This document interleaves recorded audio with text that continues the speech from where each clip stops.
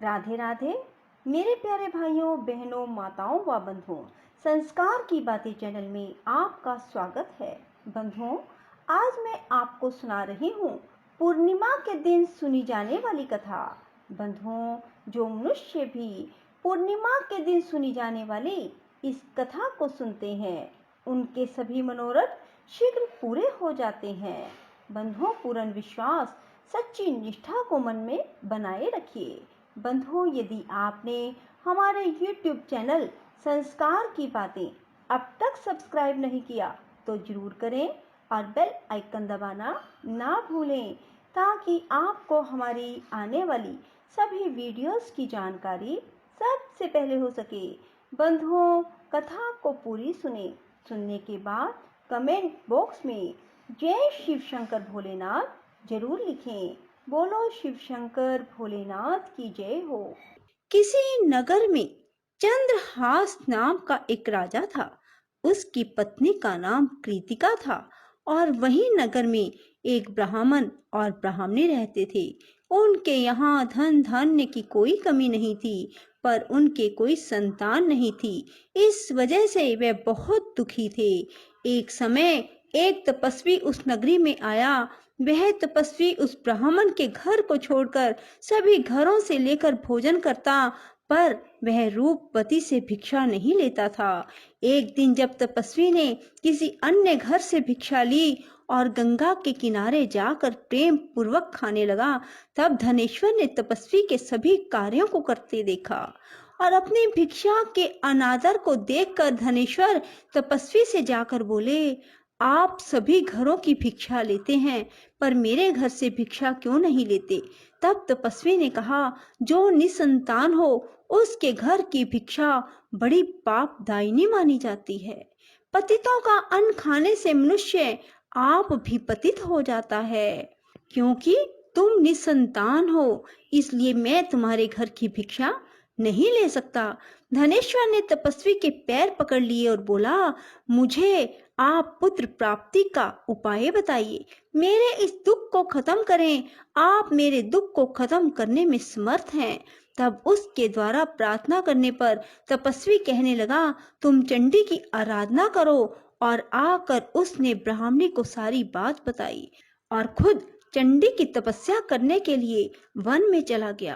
उसने चंडी की उपासना की, उपवास किया और 16वें दिन उसे चंडी ने दर्शन दिया और कहा कि तुम्हारे पुत्र होगा, पर वह 16 वर्ष का हो जाएगा तो मृत्यु को प्राप्त हो जाएगा। पर यदि तुम 32 पूर्णिमा का व्रत करोगे तो वह दीर्घायु प्राप्त करेगा। जितनी तुम्हारी समर्था हो उतने घी के दीपक बनाकर शिवलिंग के सामने जगाना, पर ऐसा 32 पूर्णिमा को ही करना। प्रातः काल होने पर इस स्थान पर तुम्हें एक आम का पेड़ दिखाई देगा। पेड़ पर चढ़कर एक आम तोड़ना और घर ले जाकर पत्नी को दे देना। अब वह स्वप्न से जागा और पत्नी को सारी बात बताई। स्नान करके पत्नी को खिलाना। प्रातः काल होने पर इस स्थान पर तुम्हें एक आम का पेड़ दिखाई देगा। पेड़ पर चढ़कर एक आम तोड़ना और घर ले जाकर पत्नी को सारी बात बताना और स्नान करके पत्नी को खिलाना।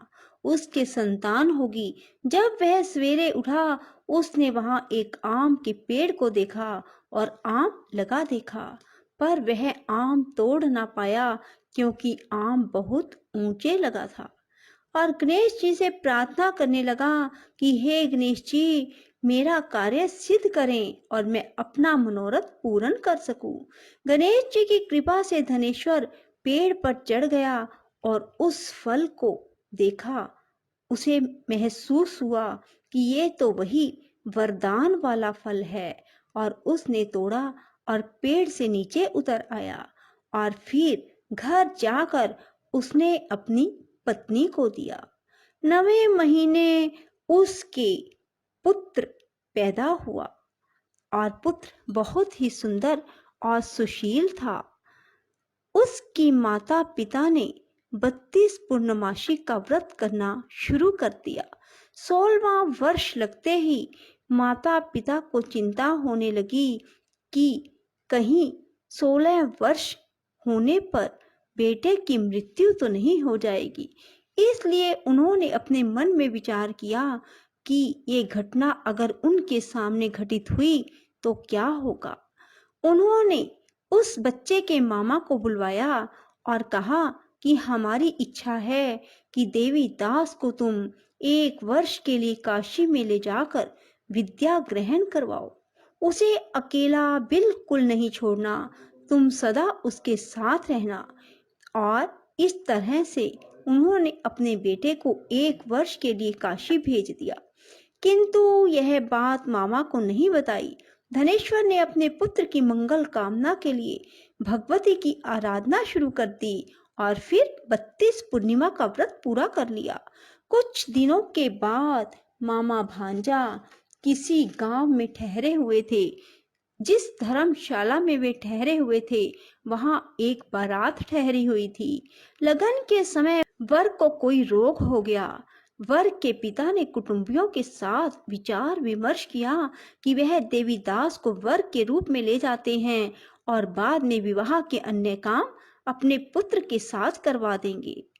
वर का पिता देवीदास के पास गया और बोला, तुम थोड़ी देर के लिए अपने भांजे को हमें दे दो ताकि लगन का काम सुचारू रूप से हो सके। उसके मामा बोले, वर को जो मिले वो हमें देना, मेरा भांजा वर बन जाएगा। और वे मान गए और देवीदास को वर बनने के लिए भेज दिया। विवाह कार्य विधि पूर्वक संपन्न हो गया। पत्नी के साथ भोजन ना किया और पत्नी ने देखा कि उसकी पति की आंखों में आंसू है। वह बोली, आप उदास क्यों हैं? लड़के ने सारी बात बताई। उस कन्या ने कहा, ऐसा कैसे हो सकता है? अग्नि के सामने मैंने आपको पति बनाया है।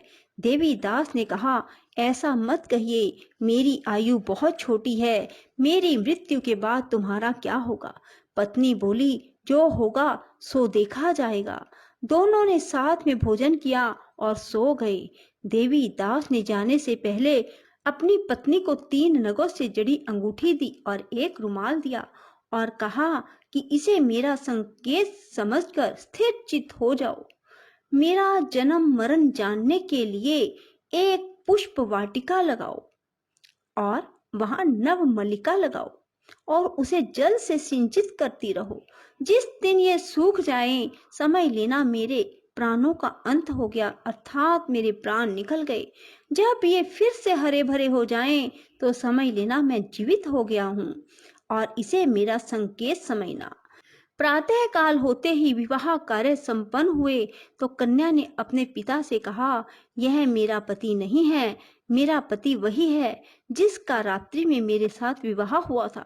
यदि यह मेरा पति है तो मुझे बताए कि रात्रि में हमारी क्या बातें हुई थी, इसने मुझे क्या दिया। ये बातें सुनकर वर कहता, मैं कुछ नहीं जानता। वह लज्जित होकर वहां से चला गया और बारात भी वापस लौट गई। मामा भांजा काशी विद्या अध्ययन के लिए चले गए और एक दिन काल से प्रेरित होकर एक सर्प देवीदास को काटने के लिए वहां पहुंचा। जहर की ज्वाला से सारे स्थान जहरीला हो गया। पूर्णिमा व्रत की कृपा से सांप उसे काट ना पाया। काल वहां आया, उसके शरीर से उसके प्राणों को निकालने की कोशिश करने लगा और वह मूर्छित हो गया। भगवान शिव पार्वती भी वहां आए। उसे मूर्छित दशा में देखकर माता पार्वती ने शिव जी से कहा, इसकी माता ने 32 पूर्णिमा का व्रत किया था, इसे प्राण दें। भक्त वत्सल भगवान ने उसे प्राण दान दिए। व्रत के प्रभाव से काल को भी पीछे हटना पड़ा। उसकी स्त्री उसकी प्रतीक्षा करती थी। उसने देखा कि पुष्प वाटिका में कुछ भी ना रहा और साथ ही देखा कि सब हरा भरा हो गया। ऐसा देखकर मैं बहुत हर्षित हुई और अपने पिता से बोली, पिताजी मेरे पति ठीक हैं, उन्हें ढूंढिए। उधर मामा भांजा भी 16वां वर्ष पूरा होने पर काशी से वापस चल पड़े और कन्या के घर पहुंच गए। कन्या ने अपने वर को पहचान लिया। धनेश्वर 32 पूर्णिमाओं के व्रत करने से पुत्रवान हो गया और जो भी स्त्री इस व्रत को करती हैं वह कभी विधवा नहीं होती, सौभाग्यवती रहती है। यह व्रत पुत्र पौत्रों को देने वाला और सभी मनोकामनाओं को पूर्ण करने वाला है। भगवान शिव की कृपा से 32 व्रत करने वालों की हर इच्छा पूरी हो जाती है। बोलो शिव शंकर भोलेनाथ की जय। राधे राधे, जय श्री कृष्णा। बंधुओं, यदि आपको हमारी वीडियो पसंद आए तो इसे लाइक करें और शेयर भी जरूर करें। धन्यवाद।